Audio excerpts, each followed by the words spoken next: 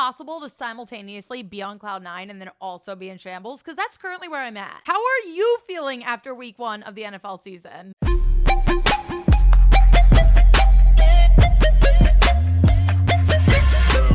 What is up, everybody? Sporty Jordy here. If you are new to the channel, make sure to smash that subscribe button. And I don't want to waste a single second. We have too much to get into today. Let's go.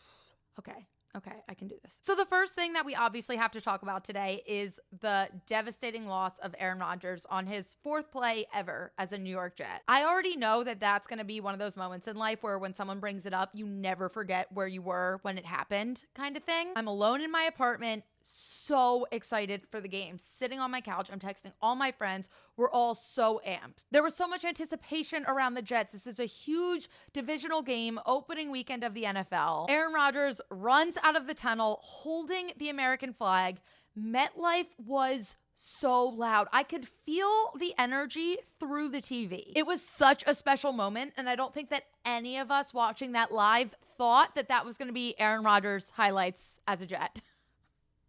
Oh my God. Stop. It actually hurts so bad. Let's just walk through a little timeline of how this actually went down. Like I said, I'm sitting in my apartment, so beyond excited to watch this game. Also, so much riding on Jets money line, which we'll get to in a minute. The time is now 8:11 p.m.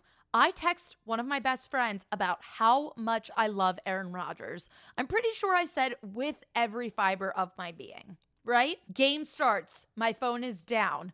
All of my attention on the screen. Bills come out, do their thing. Jets defense looks amazing. And then it's the moment that we've all been waiting months for. Aaron Rodgers runs out, and the first couple snaps, I don't even know if I can say the first couple snaps because there literally were only a couple total. Guys, I'm in so much pain right now. But really, his first 2 snaps, a little shaky. And I'm like, all right, getting used to the new team. No big deal. And then it happens. The unimaginable happens on his 4th play as a New York Jet. He goes down, stands up, sits right back down. And I went, oh no, get up. And knowing the information that we know now, obviously he definitely knew because he was sitting there in that moment just looking around like, damn. This is probably it. They're playing it off as if it's an ankle injury. I'm tweeting out, Aaron Rodgers, take my ankle, take both. And you know what? At this point, I'll give you my Achilles too. He's in the tent. Cart comes out. My heart immediately shatters. I wrap myself up into my blanket and literally start shaking on the floor. Then later it comes out that he's definitely not coming back for the game. And when all the ankle tests came back negative, I knew. I saw so many people on social media cheering and I was like, you don't understand. This is not the news that we want. An ankle injury would have been best case scenario in that moment. But no, torn Achilles, guaranteed out for the season. And I think there's a very real chance that we never see him take the field again. Now listen, I can't tell you the last time that there was a primetime NFL game on the TV and I intentionally was not watching. I don't know if it's ever happened, at least not week 1. I even sat there Sunday night and watched the Dallas Cowboys put up a 40-piece on the Giants. I watched that game till it was over. But it was like halfway through the first quarter of this game. I was watching Zach Wilson do his thing. Josh Allen came back out. And I genuinely just did not feel good. I had this pit in my stomach.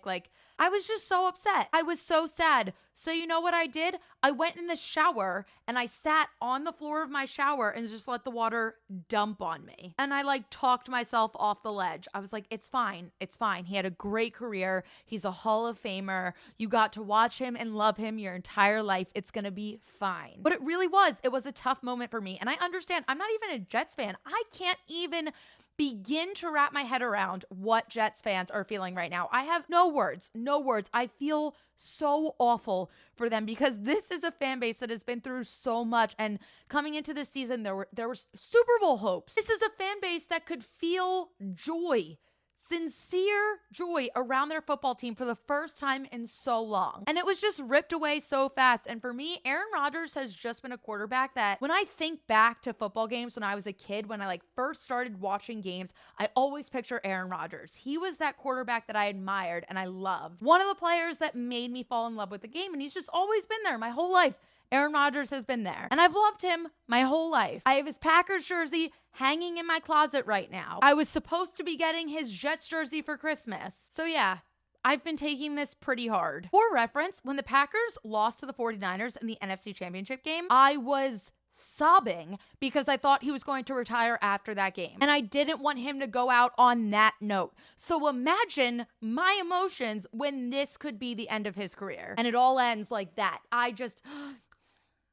The wound is still fresh. And now Zach Wilson has to be the savior for the New York Jets. But no matter how good that defense is, and it's so unfortunate because they do have pieces on offense too. Breece Hall looked amazing. Garrett Wilson is fucking Garrett Wilson. We all saw that touchdown. You know how good he's going to be. But I'm sorry, Zach Wilson is not going to be the quarterback that's going to get this team to the Super Bowl. And I just think there's going to be a lot of question marks moving forward. And it's not even like the QBs that are available in free agency could potentially be that missing piece. But can we imagine if Tom Brady just picked up the phone and was like, yo, New York, I hear you're in a little bit of a quarterback deficit. Do you want some help? Now that would get the job done. And it would honestly be super iconic. Now, circling back to what I mentioned earlier, I had a lot riding on Jets money line. And oh my God, after everything this team just went through, I'm going to be real. That was one of the most beautiful ends to an NFL game I've ever seen. Ignore the Aaron Rodgers injury for one moment. The fact that this was the New York Jets playing right in New Jersey across the water from New York City on the 22nd anniversary of 9/11. And you have undrafted rookie Xavier Gibson, who literally found out that he was making the team a week ago, wearing number 22, have a 65-yard walk-off touchdown so the Jets could win this game in overtime 22-16. I have goosebumps right now talking about it. It's absolutely unreal. No one deserved it more than them in that moment. It was so special and it was so beautiful. But obviously, there was another team playing in that game that we definitely have to talk about. Are you worried about Josh Allen? Because I haven't decided if I am or not. 29 of 41 for 236 yards, 1 touchdown, and 4 turnovers. Is it the Madden curse? Is it Haley Steinfeld? What's going on here? Now, do I think that Josh Allen is a bad quarterback? Absolutely not. But do I think that there are 5 quarterbacks in this league that are officially better than him? Yes. Listen, I still think that Josh Allen is capable of taking this team to a Super Bowl. I still think that the Bills are extremely talented, but he is just sloppy as hell. And sometimes it's going to work, and sometimes it definitely won't. And last night, it definitely didn't. Bills fans, I mean this in the nicest way possible, and please do not hate me for saying this, but Josh Allen is honestly giving Carson Wentz if he never got hurt. And I know right now that doesn't sound like a compliment, but I swear it is. There's so much risk that comes with having a gritty, aggressive quarterback. But I still believe high risk, high reward. Also, how ironic is it that the NFL literally changed its overtime rules at the hands of the Buffalo Bills, and this team is 0-5 with Josh Allen in overtime? Like, okay, maybe it's just you guys at this point. Sorry. I'm sorry. This does all feel super negative against the Bills right now, and I really don't want it to be that way. It was a really, really tough game. It was an ugly game. A game that you guys should have easily won the second Aaron Rodgers sat back down on that field. And you didn't. Josh Allen blew it. But come on, you're still the Bills. Everything is going to be fine. All right, enough about Monday. Let's go back to some of these Sunday games. We got to see 3 fresh young rookies make their first NFL start this weekend. So let's do a little power ranking. And to me, it's pretty clear. This is solely based on what we saw this weekend, okay? But it has to be Bryce Young in 3rd, CJ Stroud in 2nd, and Anthony Richardson coming in at number 1. Unbiasedly, but go Gators. Bryce Young, who is normally calm, cool, and collected, just looked frazzled this entire game. There were a lot of mistakes. He couldn't find his receivers at all. But I will play devil's advocate because he really wasn't getting much help from his O-line. And when you're already trying to adjust to the pace of the NFL and you're not getting much help, it's like being fed to the dogs. I get it. And also, he was able to rush for 154 yards. So we're all just going to have to watch and see what happens. I'm not expecting much from the Panthers this season, but hopefully in the next couple of weeks, we get to see him grow and mature and evolve a little bit more. Now, CJ Stroud was also struggling behind his O-line, but he was playing with much more awareness than I saw from Bryce, and I was honestly impressed. Now, listen, we know I love Anthony Richardson on this channel, but I have not been quiet about my fears for him coming into this season. I know there's things that he has to fine-tune and work on. I also know that the ceiling for him is so fucking high. But yeah, I've said it a bunch of times. I was a little nervous for him coming into his rookie season, and I was especially nervous for him to play this solid Jags team in his first NFL start. But oh, my man held his own. He looked good. For his first start, I thought he looked really good. He was playing a little too reckless, gave me a couple heart attacks. If he keeps that up, definitely a little nervous about injury concerns, won't lie. But I'm telling you, he's the real deal, and I cannot wait to watch more of him. Now, overall, opening weekend was super chaotic, but for me, that's when it's the most fun, and I had a lot of great wins this weekend, so let's go over some of my favorites. Starting with the Detroit Lions beating the Kansas City Chiefs in Arrowhead to kick off this season.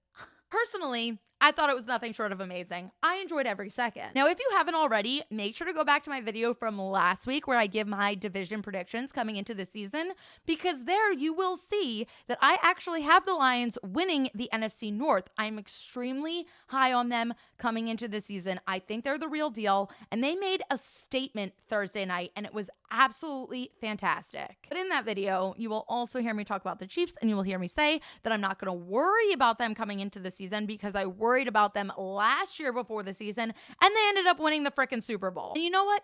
I don't want to be a jinx, so I will not say on this episode right now that I'm worried about the Chiefs, but I will say that they did not look good. That one thing is for certain. Now, obviously, missing Travis Kelce is so huge for Patrick Mahomes. But honestly, even with Kelce back, I still think they have to look at the wide receiver free agent market. They may even have to look into a trade because it's ugly. It was gruesome. How Kadarius Toney is still on an NFL active roster, I don't even know. Also, some little gossip real quick. Did we hear that Taylor Swift and Travis Kelce are allegedly casually dating? There's nothing I want more on this earth than to call them both mom and dad. Two of my favorite people to ever exist. My two worlds colliding. I pray that these rumors are true. I would love this so much. Oh my God. Another one of my favorite moments from this week. Sorry. Saying that, I heard the DJ Khaled voice in my head. Another one. I can't stop giggling. Did I not say it last week? Did I not say it last week? When healthy, Tua is an elite quarterback, and he takes this team to the next level. Every argument, done. Case closed. He went head-to-head with Justin Herbert, won, and honestly, this game is probably going to go down as one of the best offensive games this season. I had the Eagles game on the big TV, I had Red Zone on my computer, and as this game was starting, my mother looked me dead in the face, and she was like, Jordan, baby, I have no idea who you're rooting for. You're just cheering. Who do you actually want to win this game? And as someone who loves both of these teams, my response was offense. I'm rooting for offense. Give me all of the points. No defense. And as someone who loves both of these teams, I was like, Mom, I'm rooting for offense. I want all of the points. No defense. And guess what? That's exactly what I got. But now, honestly, I am happy that it was the Dolphins that won because, like I said, it really closes all arguments against them. And the Chargers, obviously minus their defense, looked great. We know how much talent is on this offense. I was so happy to see it. But I don't know. This matchup really confirmed my take that the Dolphins, when healthy, have exactly what they need to be Super Bowl contenders. Tyreek Hill could win MVP this season. Oh my God, that game was just everything that I wanted and then some. But now, let's go into some of my least favorite moments from this weekend. These are some things that I didn't like at all. Not one frickin' bit. How do the Browns own the Bengals? I don't get it. I will never understand. Joe Burrow, sweetie, highest paid quarterback in the NFL right now. Where are ya? Now, is this really the end of the world? Am I actually worried about the Bengals? Absolutely not. But it wasn't fun. I didn't enjoy watching it. But nothing could have prepared me for the emotions that I was going to feel watching the Dallas Cowboys drop a 40-piece on the New York Giants at home. First Sunday night game of the season. I know that I was just looking around for Joe Burrow, but the Giants weren't even in the stadium. They got the dates wrong. They were still enjoying the offseason. They literally weren't there. I'm honestly convinced that MetLife should just be renamed the Metal Grim Reaper because all it's doing is sucking the life out of New York sports teams. And this wasn't one of my least favorite moments. I really don't have many feelings about it, but I just thought it was so crazy. How did the Cardinals almost beat the Washington Commanders? Now, is there an NFC East team that I really didn't get to talk about much in this video yet? And I didn't even do this on purpose, but I honestly think I probably have enough Eagles crew necks to wear a different one in every single video throughout this season. Whatever. Here it goes. Eagles beat the Patriots 25-20 in an ugly game in Gillette Stadium. Am I happy with a victory? Of course I am. Am I going to sit here and complain that my team is 1-0? Absolutely not. But did I see some red flags in this game? So many. So many. Way too fucking many. Like, Jesus Christ. This game had me on a roller coaster of emotions. We started off so hot, going up 16-0 off the bat. I was like, oh my God, this is the greatest football team that's ever existed in the history of the entire universe. I'm not dramatic. Who said that? Oh, but I was brought down to reality so fast. Before I even blinked my eyes, I was like, okay, this is a team that I don't really recognize. 4 consecutive 3-and-outs in the first half with this offense, it should be illegal. My biggest concern right now isn't with the talent on this team. I know it's there. I know we're good. It is, though, with Brian Johnson calling plays for this offense. Now, I'm going to try and be entirely optimistic and be like, hey, we made a lot of changes this offseason. Obviously, Brian Johnson, new offensive coordinator. Nick Sirianni didn't start a single one of our starters this preseason. So maybe this was them just shaking off those cobwebs, getting used to a new system. It's possible, and I won't lie to you guys, I'm a little bit more nervous than I would like to be heading into this Vikings game. At the time of me recording this Tuesday evening, we're still 6.5-point favorites, but we are dealing with so many injuries now. Big NFC matchup. This could easily be a game that has playoff implications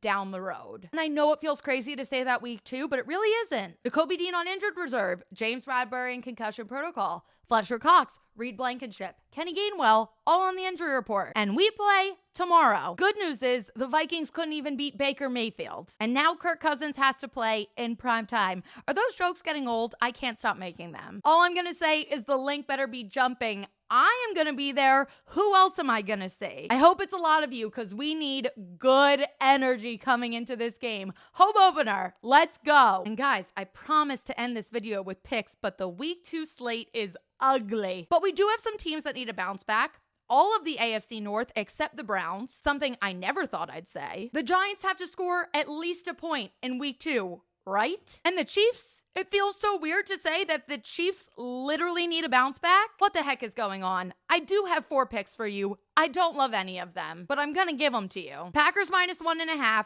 Jordan Love convinced me. He fully won me over this weekend. I know the Falcons won last week, but Arthur Smith still doesn't know how to use his young, talented weapons. Figure it out. Drake London and Kyle Pitts deserve better. I'm also going Dolphins -2.5 against the Patriots. I get that this is divisional, but like, come on. And then these last 2 are either going to go really well or really poorly. I'm going to double down on my bad beats from last week, and I'm going Steelers money line, and I'm going Bears money line. I swear both of these teams are better than they played in week 1.